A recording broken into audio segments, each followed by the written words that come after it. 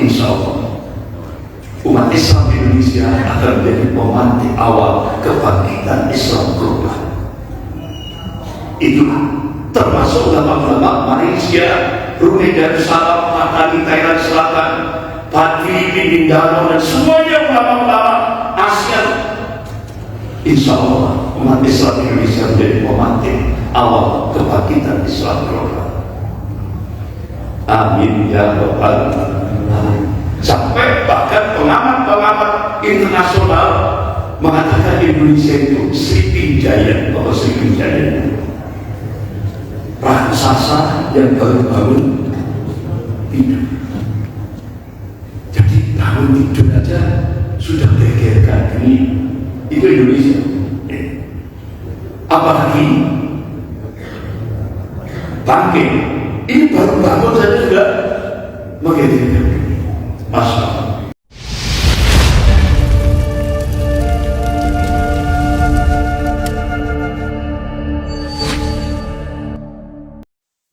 Bapak, ibu-ibu, jamaah Masjid Ahmad Yani subuh rahimahullah.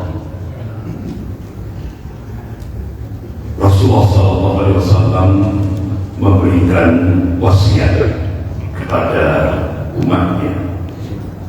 Qala Rasulullah SAW, wa inna iman idza waqatil fitan isyan. Ini hadis sahih rawahu Muslim. Rasulullah mengabarkan barometer iman kita saat fitnah-fitnah akhir zaman sudah mengglobal atau mendunia. Rasulullah memberi wasiat kepada umatnya, barometer iman kita yaitu bila Syam, bumi Syam. Sahabat tanya, ya Rasulullah, wa ainahu, di mana keberadaan mereka ya Rasulullah? Rasulullah berikan jawaban, qala di Baitul Maqdis wa anna fi Baitul Maqdis. Ini hadis sahih rawahu Ahmad. Jadi Rasulullah menegaskan barometer iman kita sekarang ini Palestina. Ini bukan kuat-kuat. Allah dan Rasulnya memberikan arahan jangan lihat Palestina dengan kacamata manusia. Jangan. Kalau kita lihat Palestina dengan kacamata manusia, sedih, miris, sesat dan sampai hari ini kurang lebih sekitar 72.000 yang mati syahid. Belum yang luka-luka, kehancuran infrastruktur parah. Tapi Allah dan Rasulnya memberikan arahan, lihat Palestina dengan kacamata iman. Bagi Allah mudah, kun. Allah dan Rasulnya mengabarkan ini busra, berita gembira. Jadi puncak kemenangan Islam di akhir zaman Allah takdirkan di bumi Palestina. Itu pasti. Inna Allah la yukhliful mi'ad. Allah tidak akan ingkar janjinya. Dan tabdilan kalimatillah, tidak ada perubahan dengan kalimat-kalimat Allah. Janji Allah pasti. Nah, sementara ulama-ulama Palestina melakukan riset. Bicara satu hadis sahih rawahu Abu Dawud. Qala Rasulullah sallallahu alaihi wasallam, inna Allah yab'atsu li hadhihi al-ummah 'ala ra'si kulli mi'atin sanatin man yujaddidu laha dinaha. Rawahu Abu Dawud. Sesungguhnya Allah akan membangkitkan di umat tengah-tengah umat Rasulullah ini dari setiap penghujung 100 tahun menjadi bulan pembaharu dalam agama. Akhirnya Imam Ahmad bin Hanbal rahimahullah mencari hadis-hadis sahih dalam kutub sittah dengan matan hadis yang sama, al-Mujaddid.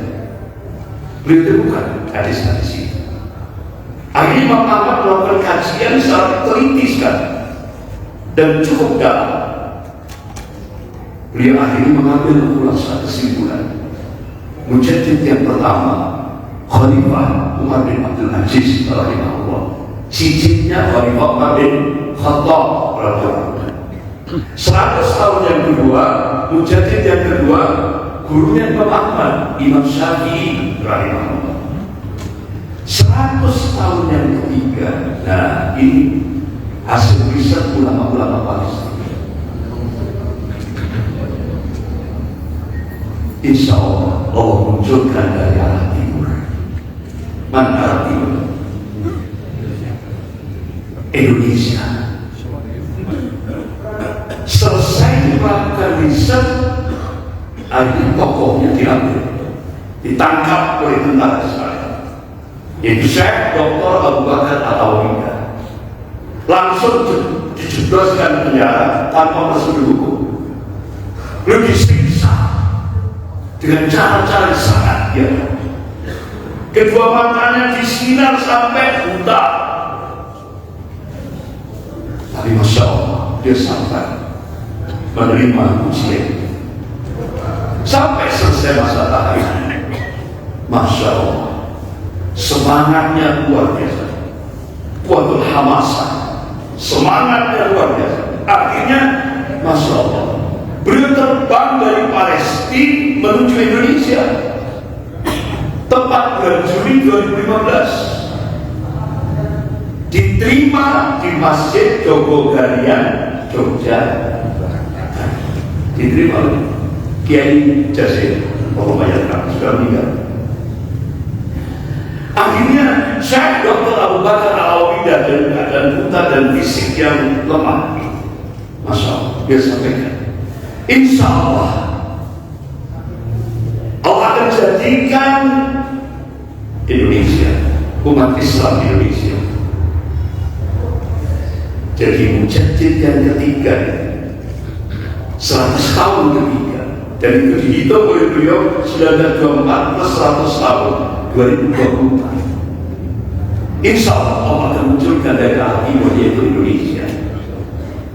Akhirnya di akhir muhadarahnya itu beliau sampaikan, wahai umat Islam Indonesia, genapi syarat-syaratnya supaya kalian layak dipilih oleh Allah menjadi pemantik awal Safatul Islamiyah doa. Masya Allah, sambil meneteskan air mata dengan suara terbata-bata. Itulah harapan ulama Palestina. Akhirnya gayung bersambut, ada istimewa ulama seluruh dunia di Timur Tengah. Itu saya screenshot fotonya. Semua menengadahkan tangan, berdoa kepada Allah, ya Allah, jadikan umat Islam Indonesia menjadi pemantik awal Safatul Islamiyah global, kebangkitan Islam global. Amin ya Rabbal Alamin. Akhirnya Presiden Turki Tayyip Erdogan mencoba untuk niru Indonesia karena 2 Desember 2016 ada menggegerkan dunia. Umat Islam Indonesia kumpul dari Sabang sampai Merauke. Hari Jumat 2 Desember 2016, mulai dari Monas, Bundaran HI, terus sampai gak terlihat karena gedung-gedung hotel-hotel yang tinggi. Itu Google menghitung kurang lebih 7,5 juta umat Islam di Indonesia disatukan hatinya oleh Allah hari Jumat sholat berjamaah tanpa ada komando dan tanpa undangan. 7,5 juta umat Islam di Indonesia. Sampai akhirnya ada seorang ibu di gedung Tower BNI itu mengabadikan peristiwa di Monas, Bundaran HI dan semuanya, sambil meneteskan air mata dan suara tangisannya itu ada dalam itu. Jika akhirnya Presiden Tayyip Erdogan nyontoh Indonesia, gerakan sholat subuh berjamaah. Di mana? Mulai dari Masjid Hagia Sophia, ya kan? Masjid Hagia Sophia, ya. Kemudian dilanjutkan apa? Gerakan solidaritas Palestina di Jembatan Galata. Berapa yang hadir? Cuma ratusan ribu, nggak sampai 1 juta. Akhirnya ulama-ulama Palestina mengambil, ulama-ulama Turki mengambil kesimpulan, insya Allah umat Islam di Indonesia akan menjadi pemantik awal kebangkitan Islam global. Itulah termasuk ulama-ulama Malaysia, Brunei Darussalam, Patani, Thailand Selatan, Filipina, Mindanao, dan semuanya ulama-ulama Asia. Insya Allah umat Islam Indonesia menjadi pemantik awal kebangkitan Islam global. Amin ya rabbal alamin. Sampai bahkan pengamat-pengamat internasional mengatakan Indonesia itu Sriwijaya atau Sriwijaya, raksasa yang baru bangun tidur. Jadi bangun tidur aja sudah gegerkan dunia. Itu Indonesia. Apalagi bangkit, ini baru bangun saja sudah menggegerkan. Masya Allah.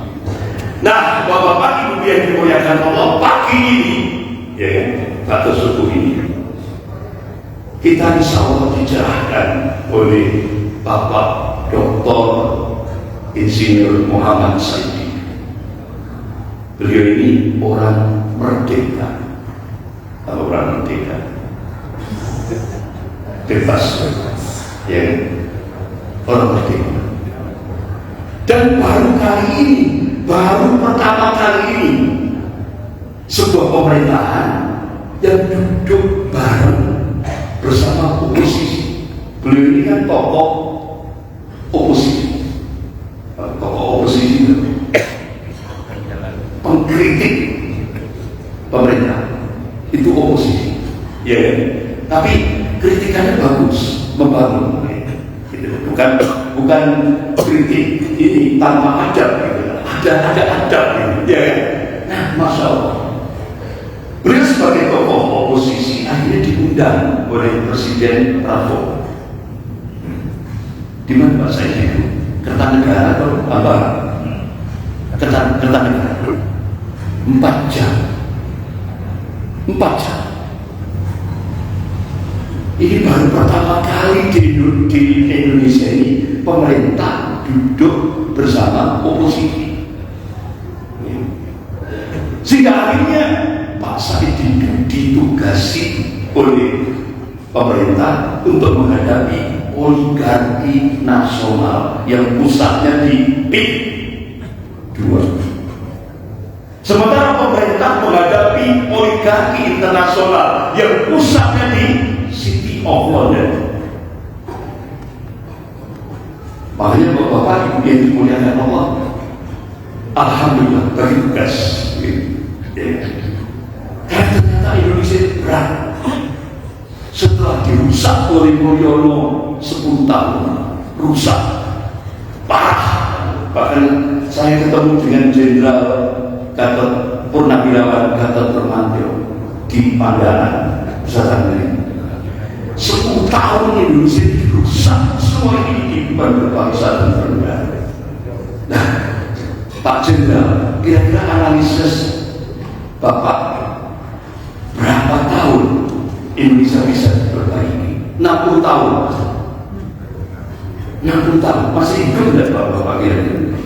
Ibu 60 tahun lagi. Berarti kan kalau 60 tahun berarti 6 presiden.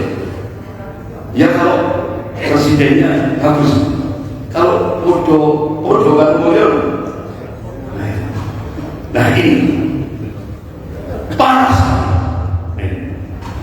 Tapi masya Allah, makanya sementara Presiden Prabowo itu tidak dikehendaki oleh elit global, terutama George Soros, elit global itu, tokohnya George Soros. Nah, George Soros ini bapak-bapak ibu yang dimuliakan Allah. Kalau Mulyono ternak diberi nama Termun. Nah, kalau Josoros ini ternak, tapi namanya Londo Ireng. Londo Ireng. Oh, Londo Ireng. Pengkhianat bangsa. Dan itu rinci sekali berapa miliar ya. Ini bapak-bapak ibu yang dimuliakan. Oleh karena itu, insya Allah pagi ini kita akan mendapatkan pencerahan wawasan kebangsaan dari seorang yang merdeka, yaitu Bapak Dr. Insinyur Muhammad Saidi. Monggo Pak Said. Masih ada waktu? Masih. Sampai suruh kan sebentar lagi. Iya, enggak, masih Pak. Sampai jam 6, sampai jam 6. Ya, sampai jam 6 soalnya ada sarapan pagi. Enggak, suruh takut habis. Enggak, sampai jam 6.